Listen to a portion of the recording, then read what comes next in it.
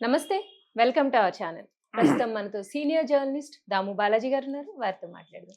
Sir నమస్తే sir. నమస్తే. మోహన్ బాబు పరారీలో ఉన్నారు అని పోలీసులు ఇప్పుడు చెప్తున్నారు సార్. కానీ నిన్న మోహన్ బాబు గారు ట్వీట్ చేస్తూ నేను పరారీలో లేను, అందుబాటులోనే ఉన్నాను అని ఆయన ట్వీట్ చేశారు. కానీ పోలీసులు మాత్రం కాదు, ఆయన కుటుంబ సభ్యులు మాత్రం అందుబాటులో ఉన్నారు కానీ మోహన్ బాబు అందుబాటులో లేరు అని పోలీసులు చెప్తున్నారు. దీన్ని మనం ఎలా అర్థం చేసుకోవాలి? ఇందాకే పహాడీ షరీఫ్ పోలీసులు అనౌన్స్ చేశారు. మోహన్ బాబు మాకు అందుబాటులోకి రాలేదు. ఆయన గన్నుని మేము హ్యాండ్ ఓవర్ చేసుకోవడానికి, ఎందుకంటే ఆల్రెడీ గన్ లైసెన్స్ వాళ్ళకి రద్దు చేశారు టెంపరరీగా. విష్ణుకి, మోహన్ బాబుకి గన్స్‌ని కూడా సరెండర్ చేయమన్నాడు. విష్ణు చేశాడు గానీ ఈయన చేయలేదు. సో ఈయన్ని అడిగితే మేము మీతో ఎట్లాగో విచారణ నన్ను చేయాలి కదా! మీరు విచారణ సందర్భంగా నేను చేస్తాను అన్నాడు గానీ, వీళ్ళు లేదు మాకు గన్ను చేయాల్సిందే అన్నప్పుడు ఆయన అందుబాటులోకి రావట్లేదు. అంటే ఆయన ఆచూకీ ఎక్కడుందో తెలీదు మాకు అని ఇందాక పోలీసులు అనౌన్స్ చేశారు. యాక్చువల్‌గా గత 2 రోజుల నుంచి మోహన్ బాబు పరారీ 5 టీములు వెతుకుతున్నాయని వార్తలు మీడియాలో వచ్చాయి. కానీ మోహన్ బాబు దాన్ని ఖండిస్తూ నేనెక్కడికి పారిపోలేదు. ఇంట్లోనే వైద్యం తీసుకుంటున్నాను. అనారోగ్యంతో ఉన్నాను. సో, అట్లాగే నా బెయిల్ గూడా ఆహ్, రిజెక్ట్ అయిందని జెప్పారు. యాంటిసిపేటరీ బెయిల్ రిజెక్ట్ కాలేదు. సో, నిజాలు తెలుసుకొని రాయండి మీడియా వాళ్ళు. అబద్ధాలు ప్రచారం చేయకుండా నిన్న చెప్పాడు. కానీ మరి ఇందాక పోలీసులు ఏమనిచ్చారు? మాకాయన అందుబాటులోకి రావట్లేదు. అంటే ఆయన మరి పరారంటే ఎక్కడో పారిపోయాడని కాదు. పోలీసులకైతే ఆయన దొరకట్లేదు. అంటే ఎక్కడో ఉన్నట్టే కదా! అవును సార్. దాక్కున్నట్టే కదా! అజ్ఞాతంలో ఉన్నట్టే కదా! అంతే కదా! అదే కదా మీడియా చెప్పింది. కాకపోతే మీడియా కొంత ఎక్స్‌ట్రా పదాలు వాడొచ్చు. కానీ ఎసెన్స్ అయితే ఏంటి? పోలీసులకి ఆయన అందుబాటులోకి రాలేదంటే అర్థమేంటి? ఆయనే ఎస్కేప్ అవుతున్నట్టే కదా! సో, మరి ఆయనేమో నేను ఎస్కేప్ అవ్వట్లేదు, ఇంట్లో ఉన్నానంటారు. మరి పోలీసులేమో ఈ దొంగ పోలీస్ ఆటలాగా అయిపోయిందిది. మధ్యలో మీడియాని బ్లేమ్ చేస్తున్నారు మోహన్ బాబు. మీడియా ఏం చేస్తుంది? పోలీసులు చెప్పిందని రిపోర్ట్ చేస్తుంది మీడియా. సో, ఆయన మరి అందుబాటులో ఉంటే పోలీసులు ఎందుకు ప్రకటిస్తారు? అది మేజర్ ప్రాబ్లమ్. అయితే ఇక్కడ కొన్ని డెవలప్‌మెంట్స్ అయితే మనం చెప్పుకుంటే డిసెంబర్ 10న మోహన్ బాబు విలేకరుల మీద, మీడియా మీద దాడి చేశాడు. అందులో రంజిత్ అనే టీవీ9 విలేకరికి ఇక్కడ బోను 3 చోట్ల ఇరిగింది. ఆయనకి చిన్న రాడ్డేశారు అక్కడ. టీవీ5 విలేకరుల మీద కూడా దాడి చేశాడు. వాళ్ళకి కూడా గాయాలు తగిలాయి. దీంతో వీళ్ళు ఆయన మీద హత్యాయత్నం కేసు పెట్టాలని డిమాండ్ చేశారు. ముందుగా అయితే 118 వాలంటరీగా హత్య చేయడం అనే సెక్షన్ పెట్టారు. బిఎన్ఎస్ భారతీయ న్యాయ సంహిత. దాని తర్వాత ఈ ప్రెజర్ రావడంతో పోలీసులు 109 పెట్టారు. 109 అంటే అటెంప్ట్ టు మర్డర్, హత్య చేయడానికి ప్రయత్నించడం, హత్యాయత్నం.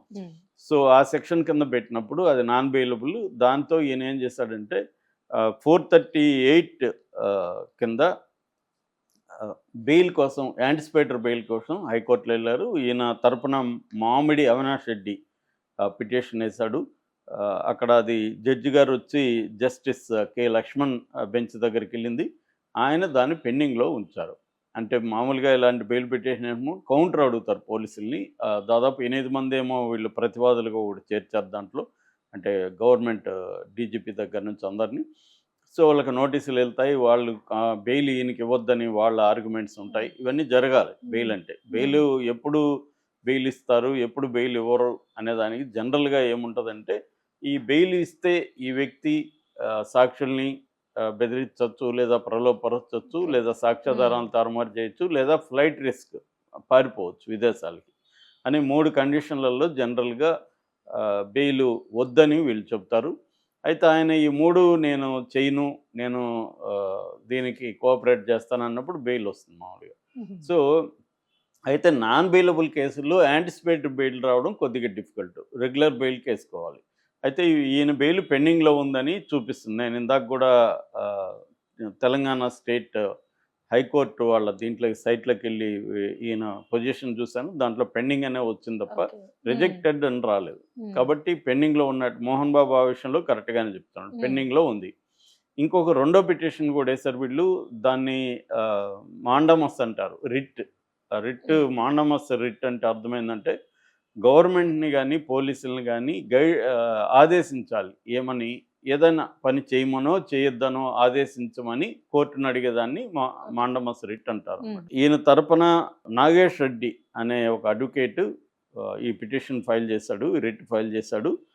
జస్టిస్ జేబి విజయసేనారెడ్డి బెంచ్కి ఇది వెళ్ళింది. అందులో మోహన్ బాబు అండ్ విష్ణు ఇద్దరు వాళ్ళు పిటిషనర్లు.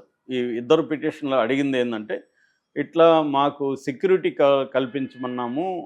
మోహన్ బాబు అడిగింది ఏంటంటే, నా చిన్న కొడుకు నుంచి కోడల నుంచి నాకు మిగతా కొంతమంది అసాంఘిక శక్తుల నుంచి నాకు థ్రెట్ ఉంది, నేను పోలీసుల్ని సెక్యూరిటీ కల్పించమంటే పోలీసులు కల్పించట్లేదు, కల్పించమని మీరు ఆదేశించండి అనేది వాళ్ళు చెప్పింది. అట్లాగే మీడియాని కానీ మనోజ్ని కానీ మా ఇంటికి రాకుండా అడ్డుపడమని పోలీసులకు చెప్పండి అనేది వాళ్ళు వేసిన ఇది. అది కూడా దానికి మాత్రం ఆదేశాలు విజయసేనారెడ్డి గారు ఇచ్చారు. ఏమని, ఎవ్రీ 2 అవర్స్కి సర్వైలెన్స్ ఉండాలి, వీళ్ళ ఇంటి దగ్గర ఎవరిని రానికుండా చూసుకోవాలి. ఫస్ట్ అయితే పోలీస్ పికెట్ పెట్టమని వీళ్ళు డిమాండ్ చేశారు. కానీ పబ్లిక్ ప్రాసిక్యూటర్ పోలీస్ పికెట్ పెట్టడం సాధ్యం కాదు అని చెప్తే, దాని తర్వాత ఈ సెక్యూరిటీకి సంబంధించి సర్వైలెన్స్ పెట్టండి, కొత్త వ్యక్తులు ఎవరు వాళ్ళ ఇంట్లోకి పోనీయకుండా చూసుకోండి అనేది పోలీసుల్ని ఆదేశించారు. సో ఈ 2 అంశాలు జరిగాయి కోర్టులో. అంటే ఒకటి, యాంటిసిపేటరీ బెయిల్ రాలేదు కాబట్టి నిజానికి పోలీసులు అరెస్ట్ చేయాలంటే చేసుకోవచ్చు, అరెస్ట్ చేయొద్దనేమి దాంట్లో లేదు. ఆర్డర్ నేను చదివాను, దాంట్లో మేము ఇది తేలే వరకు అరెస్ట్ చేయొద్దంటారు మామూలుగా, అదేమీ లేదు. బెయిల్ పెండింగ్లో ఉంది, ఈయన పిటిషన్ పెండింగ్లో ఉంది. కానీ పోలీసులు ఏమన్నారు, ఈ లోపల ఆయన విచారణకు రమ్మన్నారు. ఆయన ఏం చేశారు, హాస్పిటల్లో జాయిన్ అయ్యారు. నాకు హెల్త్ బాగాలేదు, అది కూడా ఈ రిట్లో వాళ్ళు అడిగారు. ఇట్లా అంటే మాకు ఆరోగ్యం బాగాలేదు కాబట్టి విచారణకి ఇప్పుడు వెళ్ళే పరిస్థితి లేదు, కొంత గ్యాప్ ఇవ్వమని. దాంతో 24 వరకు ఈయన్ని మీరు